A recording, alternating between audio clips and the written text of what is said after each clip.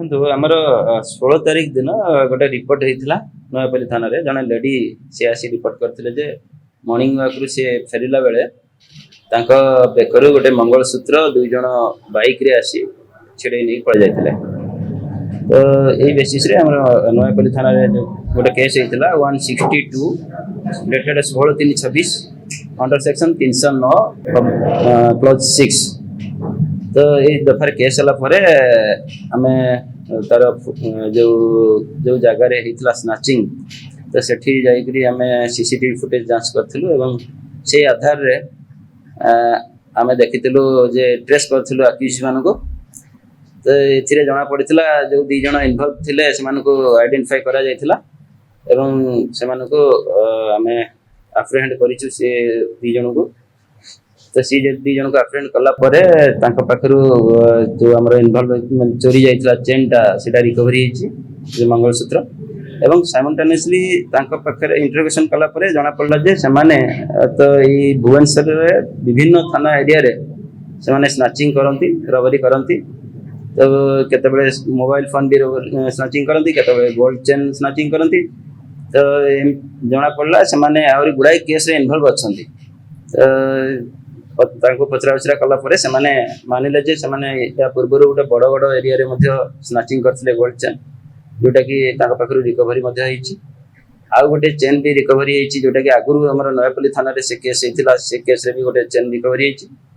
ଗୋଟେ ତାପରେ ସେମାନେ କନଫେସ୍ କଲେ ଯେ ମୋବାଇଲ ବି ଯେଉଁ ସ୍ନାଚିଂ କରିଥିଲେ, ତ ସେମାନେ ମୋବାଇଲ ସ୍ନାଚିଂ କରିକି ଗୋଟେ ଏଠି ଆମର ନୟାପଲ୍ଲୀ ଏରିଆରେ ଗୋଟେ ଭୋଇ ସାହିରେ ଗୋଟେ ମୋବାଇଲ ଦୋକାନ କରିଥିବା ଗୋଟେ ଲୋକକୁ ସେମାନେ ସବୁ ଗୁଡ଼ା ଦିଅନ୍ତି, ଯେତେ ମୋବାଇଲ ସବୁ ସ୍ନାଚିଂ କରନ୍ତି। ତ ଏମାନେ ପ୍ରାୟ 50ରୁ ଅଧିକ ମୋବାଇଲ ସ୍ନାଚିଂ କରିଛନ୍ତି, ଯେଉଁଗୁଡ଼ାକି ସେ ଦୋକାନୀକୁ ଦିଅନ୍ତି। ସେ ଦୋକାନୀ କ'ଣ କରେ ନା ସେଗୁଡ଼ା ସବୁ ତାର ପାର୍ଟସ୍ ଗୁଡ଼ାକ ଖୋଲିକିରି ଆସେମ୍ବଲି କରିକି ପୁଣି ଅନ୍ୟ ମୋବାଇଲରେ ସେ ଲଗେଇକି ଦେଇଦିଏ। ତ ସେ ତାଙ୍କର ଷ୍ଟେଟମେଣ୍ଟରେ ଆମେ ସେ ମୋବାଇଲ ଯେଉଁ ଦୋକାନୀ ତାକୁ ମଧ୍ୟ ଆପ୍ରେହେଣ୍ଡ କରିଲୁ ଏବଂ ତା ପାଖରୁ ଗୁଡ଼ାଏ ମୋବାଇଲ ସିଜର ହେଇଛି, ପ୍ରାୟ 50ରୁ ଅଧିକ। ତ ସେଥିରେ ଆମର ମଧ୍ୟ ଯେଉଁ ଆଗରୁ ଏଇ ନୟାପଲ୍ଲୀ ଥାନାରେ ଗୋଟେ ରିପୋର୍ଟ ହେଇଥିଲା ମୋବାଇଲ ଚୋରି ରିପୋର୍ଟ, ସେ ମୋବାଇଲ ବି ରିକଭରି ହେଇଛି।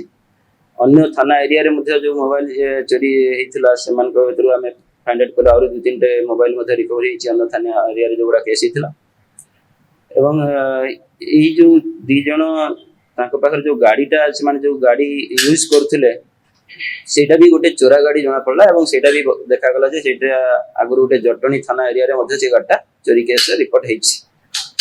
ତ ଏମାନେ ପ୍ରାୟ ଯେତେ ଭୁବନେଶ୍ୱରରେ ଯେତେ ଥାନା ଏରିଆ ସବୁ ଥାନା ଏରିଆରେ ମାନେ ଗୁଡ଼ାଏ କେସ୍ କରିଛନ୍ତି। ତାଙ୍କ ନାଁରେ ବହୁତ କେସ୍ ମଧ୍ୟ ଅଛି। ଯିଏ ମେନ୍ ମୁଖ୍ୟ ଆସାମୀ ଯିଏ ସୁକ୍ରୁ ପାତ୍ର, ତା ନାଁରେ ପ୍ରାୟ 15ଟି କେସ୍ ରିପୋର୍ଟ ହେଇଛି ଏବଂ ତା ସହିତ ଆଉ ଜଣେ ଯିଏ ଆକ୍ୟୁଜ୍ ଅଛି ସୁମନ ମଲ୍ଲିକ ବୋଲି, ତା ନାଁରେ ମଧ୍ୟ 8ଟି କେସ୍ ଅଛି।